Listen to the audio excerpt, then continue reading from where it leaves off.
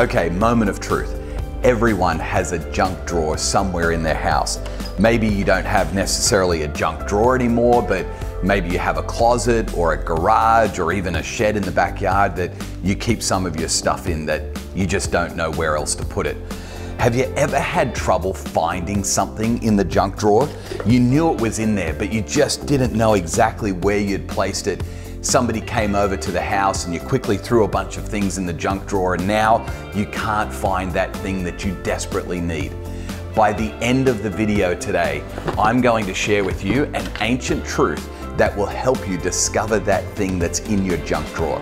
And as a bonus, you're going to reduce your anxiety, and you may even find that you have more time for what matters most to you in life. That's all happening today. But before I get to that, let me just quickly give you a recap on what we've covered so far in this video series called How to Follow the Way of Jesus. We're looking at the keystone habits of Jesus. And if you don't know what a keystone habit is, that's totally fine. Go back to part 1 of this series and you can discover what that's all about. A keystone habit is simply a habit that trickles into every part of your life. It has positive impacts on every part of your life. Jesus called us to be followers of Him, and He called us to really apprentice under Him, not just to follow the lessons that He taught, but really to adopt the lifestyle that He lived, which includes those keystone habits. The first keystone habit that we looked at was this habit of silence and solitude that Jesus took every single day. And then last video, we talked about the next keystone habit of Sabbath. That's taking a day every week to just stop, rest, replenish, and rejoice in God. In today's video, we're going to take a look at a third keystone habit of Jesus that'll help you with your junk drawer. So let's take a look. This keystone habit we're looking at today, if I can be completely transparent with you, is the hardest one for me that we've looked at so far. When I first left home as a young adult, I left home with just one box, a moving box like this one right here, and one suitcase, just like this one. That was before I was married, before I had children, but then I got married and eventually my wife and I, we moved with our 2 children to live in the United States. I'll never forget, we left Australia, sold everything that we had, and we took just 7 suitcases to the US. Eventually, we accumulated more stuff and we added another child to the mix, and we eventually moved to another home, and we needed a small little moving truck to help us get all of our stuff to our new home. And then over some years, we gained some more stuff and we eventually moved to another house, and so we got a medium-sized removalist truck this time to carry all of our stuff from the house that we were living in to another house. Then, as you can probably imagine, we grew a little bit more and we moved again and we needed a larger one. Eventually, we moved for the last time in the United States, and we actually needed the largest removalist truck you could rent and another small removalist truck to get all of our stuff from the old place into the new place. Then last year, we moved our family, my wife and I and our 3 kids, back to Australia. And in order to get all of our stuff back to Australia, we had to get a 40-foot container shipped back here. Not a regular size container, but a high cube, an extended container to get all of our stuff into this thing so that we could bring it all back to Australia. Now, I know what some of you are thinking. Jason, you've got a problem. You've got a problem with accumulating a lot of stuff, and you're right. I do have that problem. In fact, many of us have that problem. I would say all of us have that problem to some extent. We start off with a little junk drawer, then the junk drawer becomes a junk closet, then the closet actually becomes a garage, and then before you know it, we've got a shed in the backyard that is filled with stuff and we don't have a clue what's in there. This is not just a problem that I have, this is a problem that we all share. In fact, in doing a little bit of research on this problem of accumulation of stuff, I discovered that the storage unit industry in Australia accounts for $1 billion of revenue every year. $1 billion to store all of our stuff. As I was doing this research, I came across a comment from a social researcher, Hugh Mackay, who had this to say about storage. He said it this way: attitudes towards storage is an unexpected social indicator that tells us a lot about our attitudes and values in general. We are more materialistic than ever, Hugh went on to say. Consumerism is rife, supported by mass marketing that says, "My possessions are the measure of my worth." Let me repeat that. My possessions are the measure of my worth. People cling to their stuff as a kind of reassurance and a symbol of permanence, a rock in a sea of transience. You know, the reality is all of us struggle with this accumulation of stuff. But is there a keystone habit from the life of Jesus that can help us not just to find that thing in the junk drawer that we can't find, but also help us to live a more simplistic lifestyle and be able to focus on the things that are most important in this life? Now, some of you may be saying, "Jason, I don't have a storage unit. I don't have a shed that's full of junk. I don't even have a junk drawer in my house. So what's the point of this conversation for me?" Well, the reality is you may not have one of those like I do, but our lives oftentimes can get filled up with stuff as well. Not just physically, but mentally or emotionally, we can get kind of stuff filled up in our lives. And this keystone habit that Jesus modeled for his followers, his apprentices, will help us even with those areas of our lives as well. We have 4 biographies of the life of Jesus, and that's where we learn about his lifestyle. Matthew, Mark, Luke, and John were early followers of Jesus who recorded all the accounts of his life that we can learn how he lived his life from. One of the things you learn about Jesus' life very quickly from reading these biographies is that Jesus liked to travel a lot. He went from town to town, village to village, and he went from place to place. And the second thing you'll learn about Jesus' lifestyle is not only did he travel a lot, he also traveled lightly. In fact, you'll hear all the time the accounts of his travel that he stayed with people, he ate with people, and he barely had anything that he carried with him.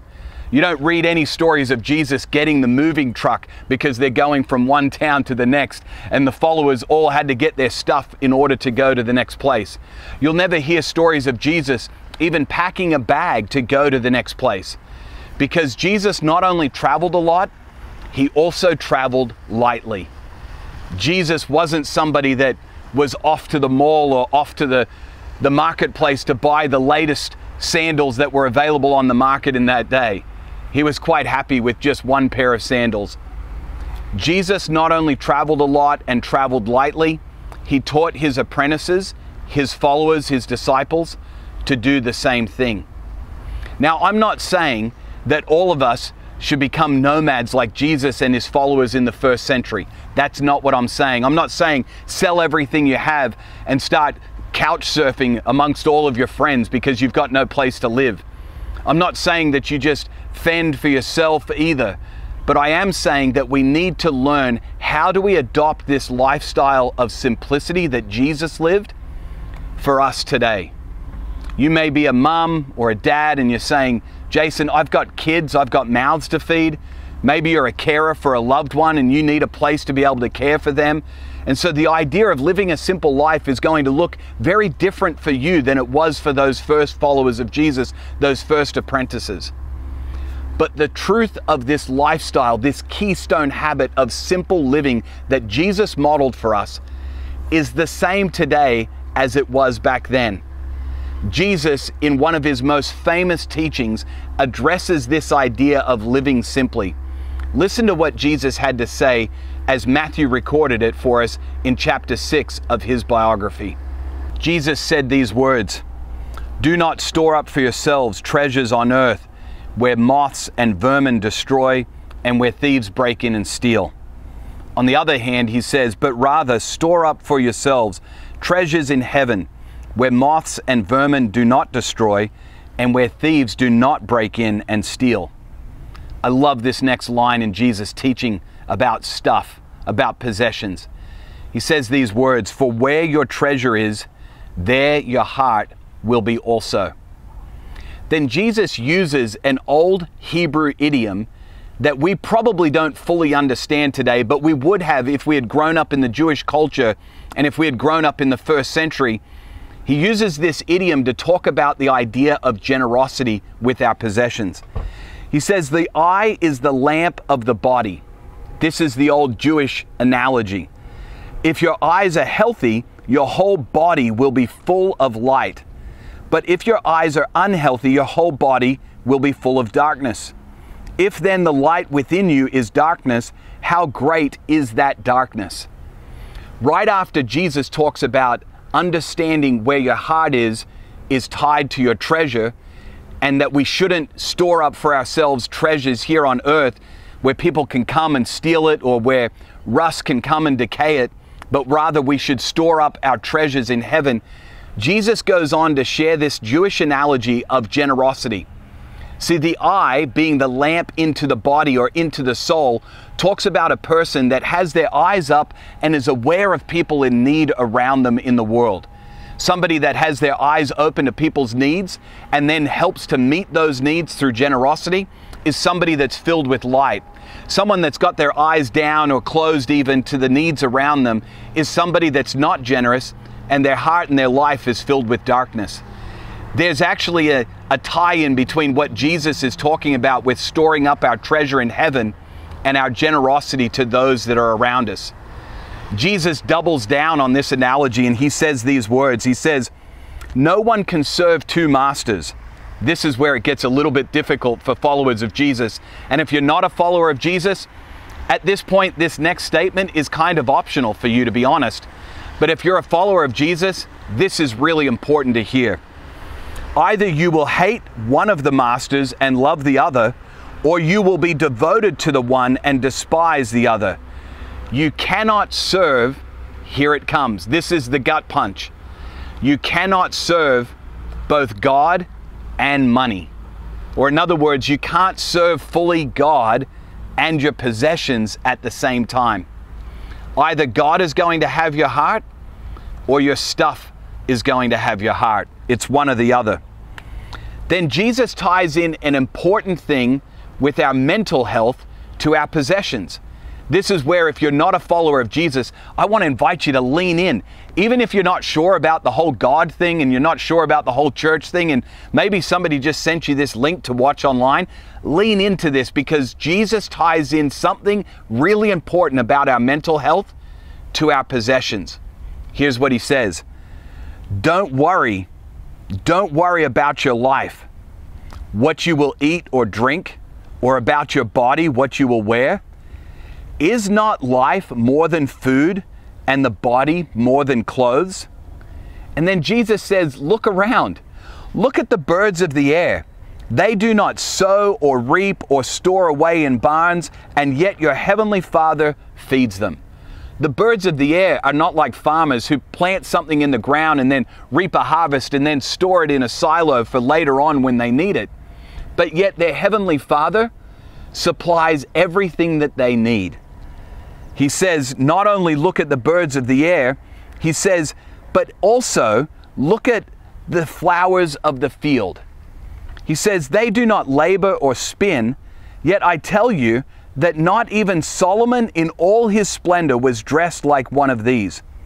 Is that not how God clothes the grass of the field, which is here today and tomorrow is thrown into the fire? Will he not much more clothe you? And then Jesus doubles down. He says, you of little faith. Jesus is pointing out an important truth here.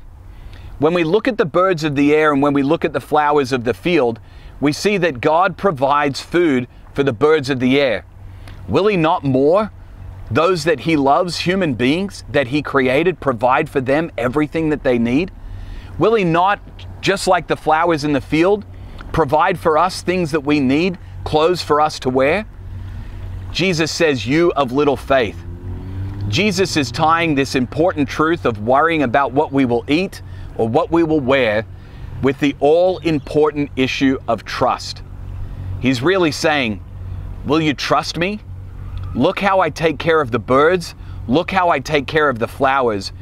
Will you trust me that I will provide everything that you need? Then Jesus finishes up by saying this, so don't worry about what you will eat or what you will drink or what you will wear. For the pagans run after all these things, and your heavenly Father knows that you need them. On the other hand, don't worry, but do this, he says. Seek first his kingdom and his righteousness, and all these things will be given to you as well. Therefore, don't worry about tomorrow, for tomorrow will worry about itself.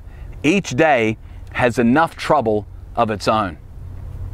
Jesus is really tying a couple of key thoughts here together. Our possessions are something that are tied to our trust in God. And without a trust in God, it'll cause us to worry about things we shouldn't worry about. So I want to invite you, whether you're a Jesus follower or not a Jesus follower, consider this keystone habit of Jesus of living a simplistic life, a simple life. Consider not worrying about simple things that God can provide for you, but putting your trust in him alone. So if you look at this passage that we just read from Jesus, you'll see that he really lived a bare necessities kind of life. In fact, he only identified two things that we really need: food and clothing. If Jesus was alive today, he might be referred to as a minimalist. Josh Becker, who is a famous minimalist, he describes minimalism this way: it is really only living with the things that you need and then removing anything that distracts you from what's important to you. That's minimalism. Now, to be honest with you, I think maybe our needs are more than just the categories of food and clothing.